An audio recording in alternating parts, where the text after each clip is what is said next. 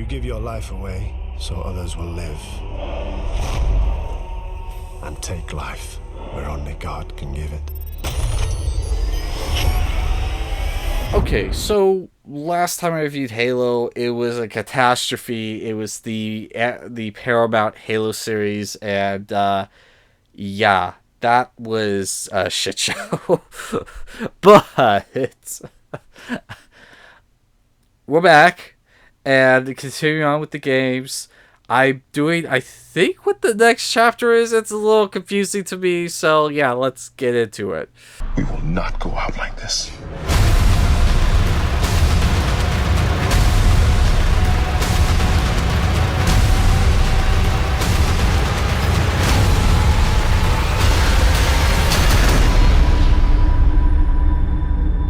My question to you, Commander Locke.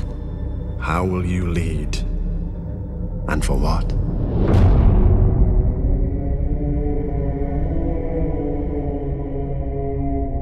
Alright, so to start off, please don't forget to, do the thing. It really helps out a lot. It's just hell, even sharing it helps out a lot. So, thank you.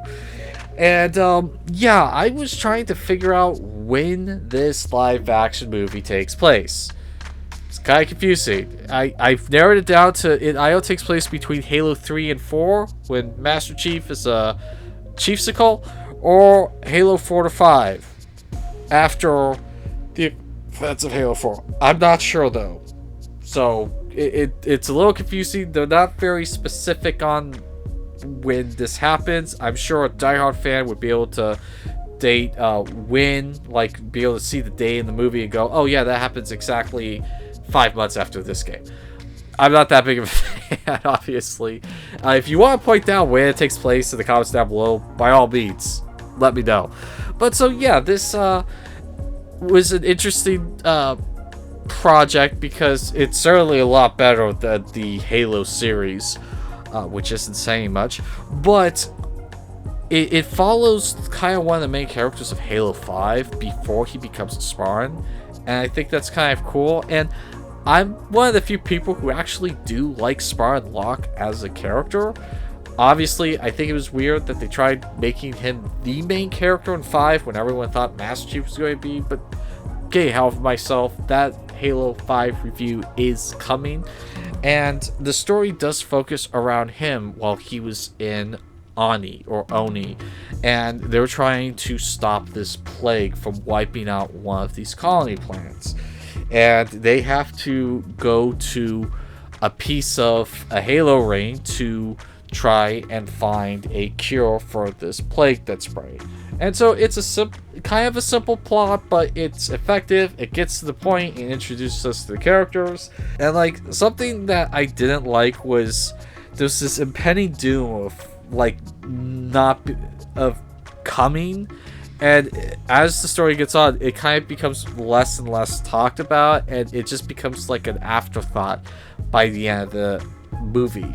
And so, like, that was weird. And then I also like the writing in terms of how the threat was designed for, like, Locke and his Oni Space Marines.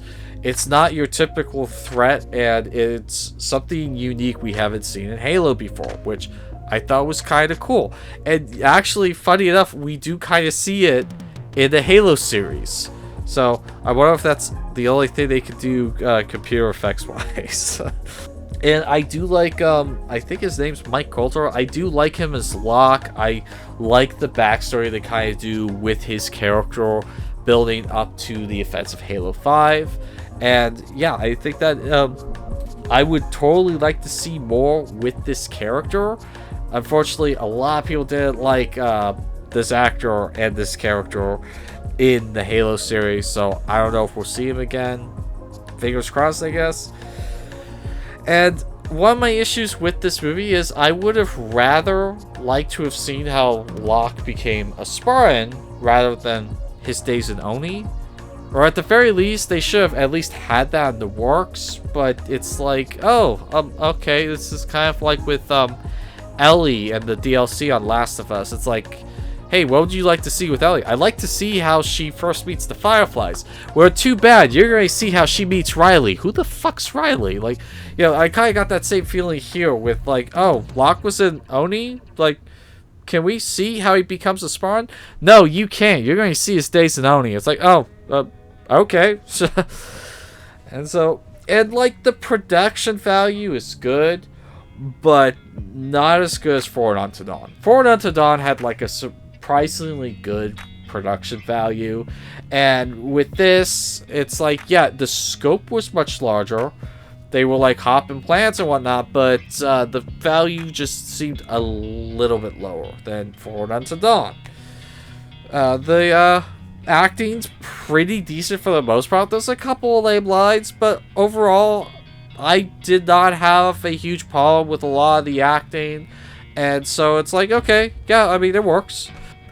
Unfortunately, this is not a good starting point for non-Halo fans. It's certainly better than the Halo series. So if you had a choice between starting with the Halo series or starting with Halo Nightfall, start with Halo Nightfall. You'll have a much better time. But that being said, it's like, yeah, there's a couple of times they make reference to the games. And it's like, non-Halo fans would go, what? What's that about? And so it's like, I'm constantly trying to find a good starting point for a non-gamer to be able to cover the series. And fortunately, this still isn't it. And then, probably my biggest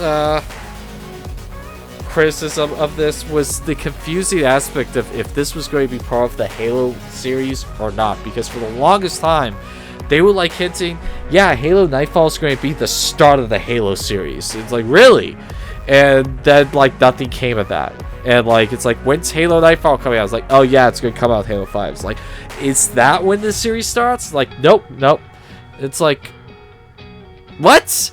It's just like, and so it was very confusing whether this was starting a series or not. Now we know better. Now we know it didn't start the series, thankfully. But yeah, just they really should have had better advertising on that.